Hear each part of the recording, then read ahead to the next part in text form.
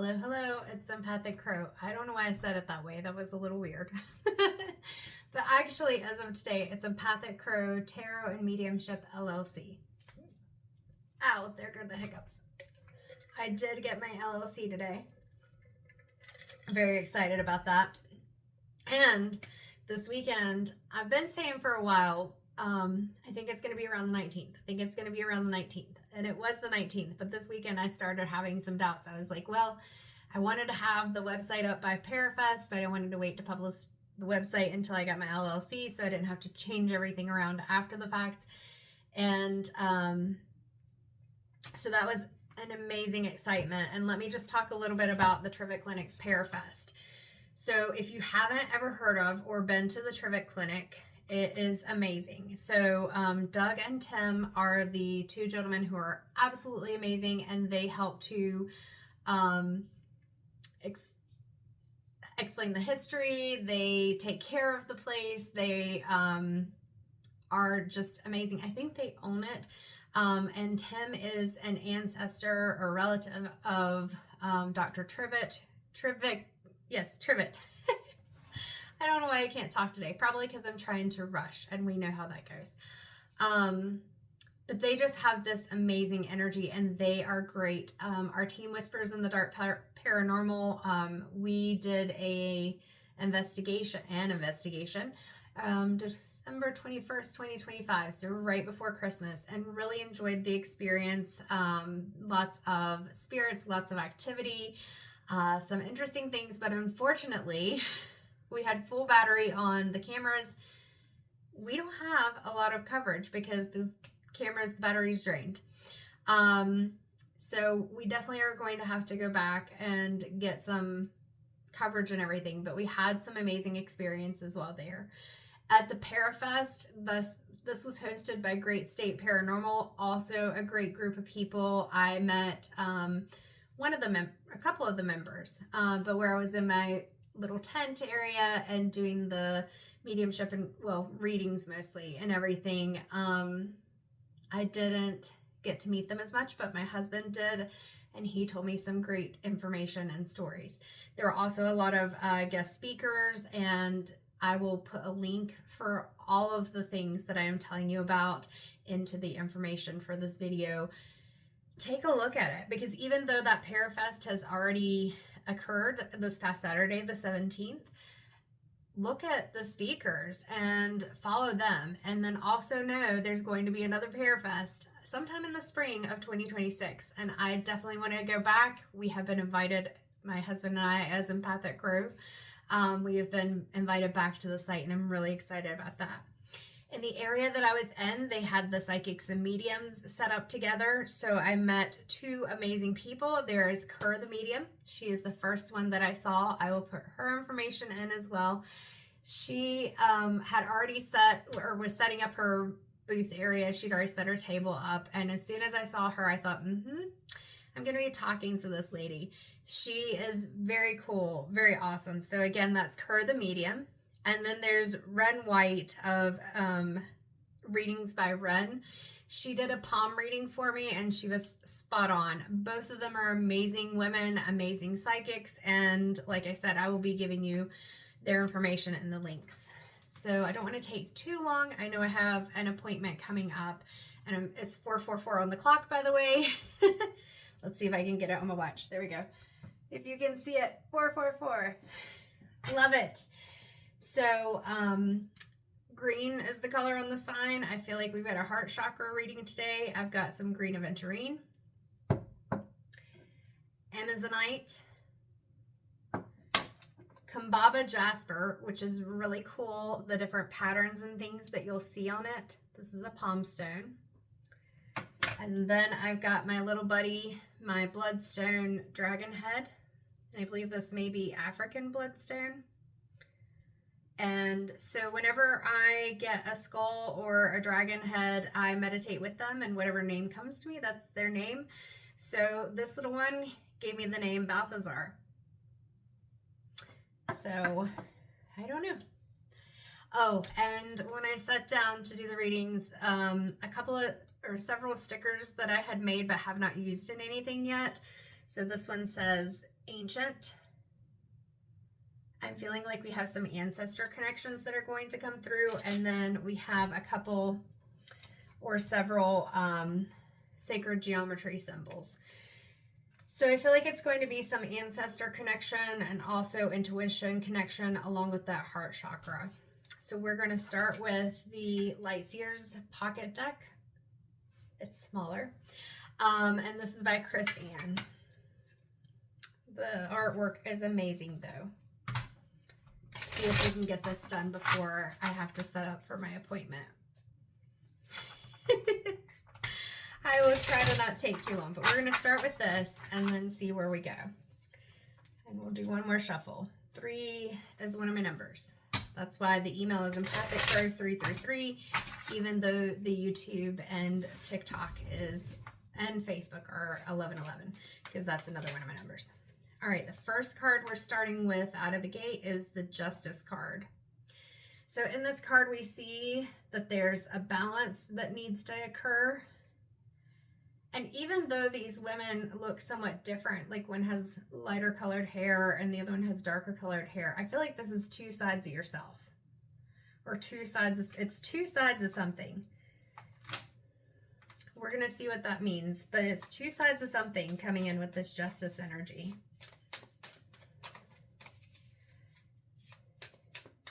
I just heard your ancestors are watching. Ooh, the Hanged Man. So yeah, there's a part of you, and look at all this green with the heart chakra energy, and then that yellow, the solar plexus. And it's radiating from her, even though she's hanging. And we do have some symbols here in the water. So I feel like part of this is saying, okay, so maybe some things happen, and it's generational is what I hear. So there's some generational trauma that's going on for you. That's where that ancient's coming from. And with those symbols, I feel like it's kind of just showing where time, throughout time, things happen and they happen again. And it's kind of like those karmic and life lessons where we have to change those patterns. So with this Justice, it's being able to bring balance into things. And that may be understanding that you are not bound, because I'm seeing this person here on the bottom as a weight right now, like that it's not that your family lineage or your history, your past, people in your life, whatever it is bringing you down. It's about perspective. And so it's not that it's bringing you down. It's not that this is pulling you under. You're lifting things up, or you can lift things up, but it's your choice. Right now you feel like you're stuck in that Hanged Man's position where you're in limbo. You don't know what to do. But notice that even though that's the position that this is in, on this card, again, there are those sacred symbols flowing in the water being those emotions. We've got that green heart chakra energy. The symbols and this glowing light are yellow. So you got to let go of some of those anxieties and fear. And this looks more like a ribbon swing. Like if you love pink like I do, you've seen that she does like the flying through the air and acrobatics on the ribbon thing, or you may have seen someone else do it. Like, you don't have to stay stuck in this hangman position. That's a choice. That again is about perspective. You could be changing it into like magic and turning it into something where it's this light. It's this, I don't know. You've got the magic. You've got the power to change things. It's about, like I said, that perspective change. If you feel like you're stuck, if you feel like there's a pattern that you're caught in, then that's something that you have created for yourself, or that somebody else created, like your family history, and then you're stuck in it.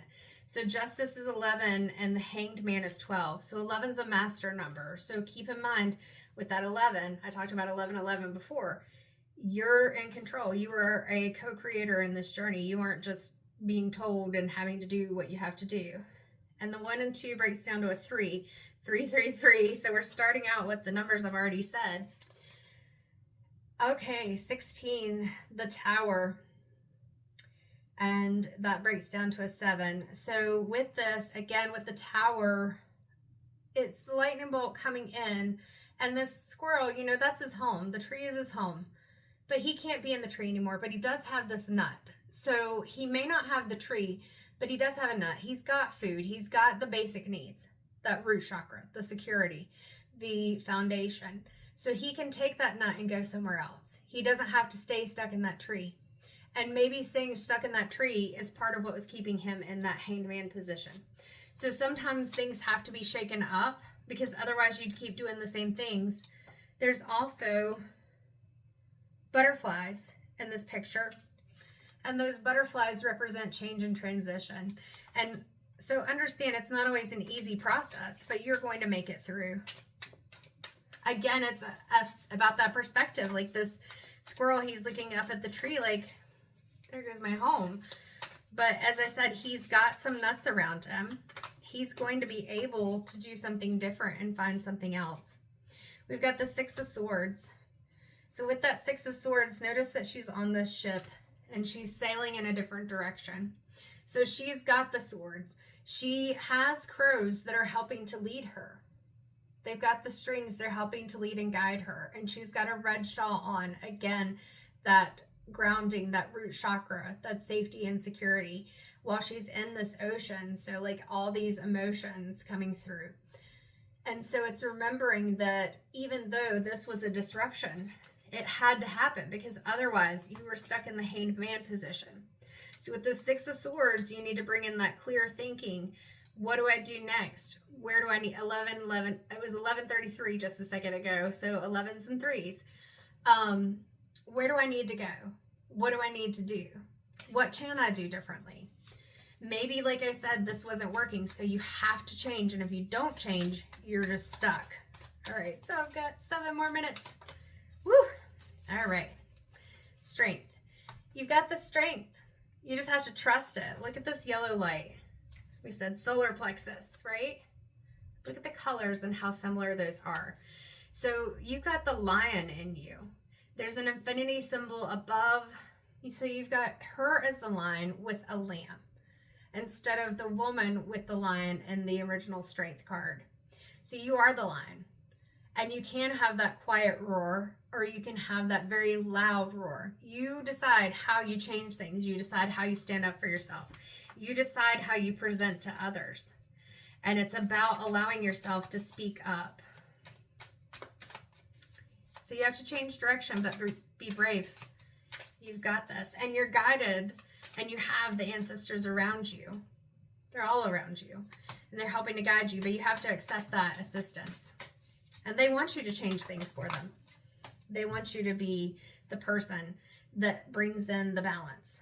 With this Temperance card, we've got the light and the dark. We've got the balance. And we've got angel wings in this card. Whoops, there we go. Now you can see it. And the halo. So again, you're divinely guided. And it's going to work out okay. But you've got to change the way you look at it. So that's 14, which breaks down to a 5. All right, 7 more. Now I've got 7 minutes. I said it wrong the first time. All right, so we've got the Ace of Swords. You're going to have to start really cutting through some of this crap. You've got the spiral, which can be part of this like sacred geometry with the Fibonacci spiral. I can't talk right now because I'm trying to hurry. But notice that she's kind of closing her eyes and thinking and meditating. She's unwinding all of this, like clear thought, clairvoyance is what I heard. But knowing that everyone has intuition, everyone has the ability to tap into their intuition. And with that staircase, going back in time, reviewing things and seeing what fits, what you need to let go of and what you need to keep. Because we got the 9 of Cups right here. So that's close to that 10 of Cups, the happy ending. So you're a step away. Like that's what I see as I see her stepping, like jumping from this treasure chest off. Almost looks like the Fool card in a way.